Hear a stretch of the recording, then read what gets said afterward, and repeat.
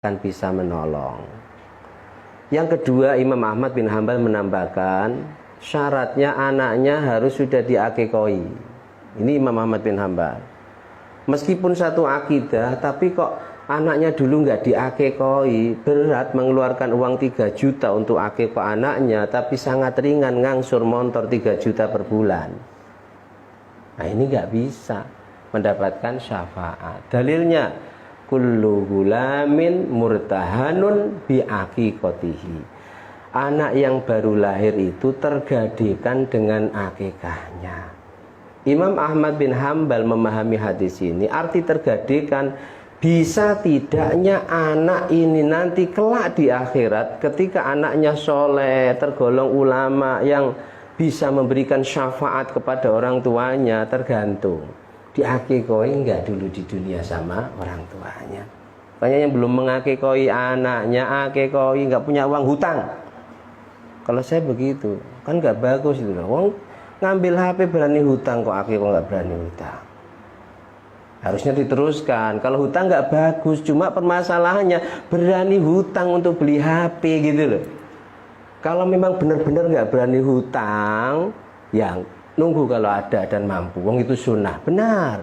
Tapi permasalahannya orang zaman sekarang nggak mau akikoh anak, alasannya nggak mampu, tapi ngangsur mobil, rumah, HP, yang itu belum tentu ada manfaatnya di akhirat, apalagi di dunia.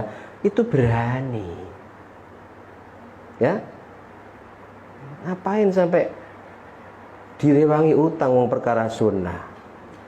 Iya kalau memang dia nggak utang yang lain. Nah ini maksudnya hutang yang lain berani gitu loh. Paham ya? Ayo, kita nggak tahu kapan kita. Jangan sampai kita punya anak-anak yang Allah takdirkan soleh solehah, yang mestinya bisa mensyafaati kita, tapi kita nggak bisa mendapatkan syafaatnya. Nah di antara keutamaan orang tua yang punya anak yang hafal Al-Quran, meskipun orang tuanya ini, yang penting syaratnya harus iman ya. Meskipun orang tuanya ini adalah ahli maksiat, ya tetap akan mendapatkan syafaat dari orang tuanya. Andai kan sudah disiksa di neraka sampai jadi keraknya neraka, dan anaknya tahu pun dicari, anaknya tidak akan mau dimasukkan surga sebelum masuk surga bersama orang tuanya. Sudah di neraka ini berarti kan ahli maksiat. Yang penting syaratnya iman. Kalau tidak iman, meninggal dalam keadaan kufur, selamanya di neraka. Nah kelak di hari kiamah, memang di antara keutamaan orang tua yang punya anak hafal Quran itu dimahkotai oleh anaknya, mahkota kehormatan. Banyak hadis tentang itu. Ada sebuah hadis riwayat sahabat Buraidah radhiyallahu ta'ala.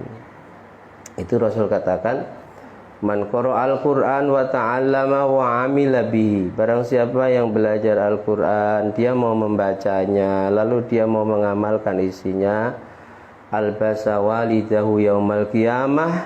Allah perintahkan orang ini untuk memakaikan mahkota kelak di hari kiamah ke kepala orang tuanya, yang mahkota itu min nurin, terbuat dari cahaya, bersinar terang. Dau'uhu mislu dau'is syamsi, sinarnya seterang sinar matahari. Tidak sampai di situ. Wa yuksi walidahu khullatain, anaknya itu diperintahkan Allah kecuali mahkota juga baju kehormatan, khullatain, 2 baju kemuliaan. Yang 2 baju ini, 2 pakaian ini, la taqumu lahumad dunya, la taqumu lahumad dunya, tidak bisa dinilai dengan dunia. Kaget orang tuanya itu. Sampai orang tuanya itu berkata, kata Rasulullah, bima kasaina hada, sebab apa kami mendapatkan kehormatan seperti ini, kami memakai pakaian yang semulia ini. Bima, sebab apa? Fayuqalu, lalu ada suara yang menjelaskan padanya, bi ahdi walidikumal Quran, sebab kamu didik anakmu sehingga hafal Quran, sehingga mau belajar Quran. Ini keutamaan. Makanya harapan kita mudah-mudahan ya minimal anak kita itu meskipun tidak hafal, karena ada hadis lain yang juga di situ tidak harus syarat hafal, tapi dia memang belajar Quran, dia bisa belajar Quran dan tiap hari membacanya.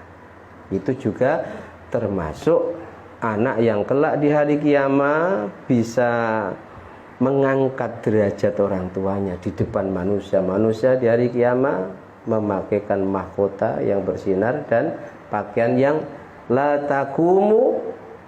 takumu lahumad dunya. Tidak ada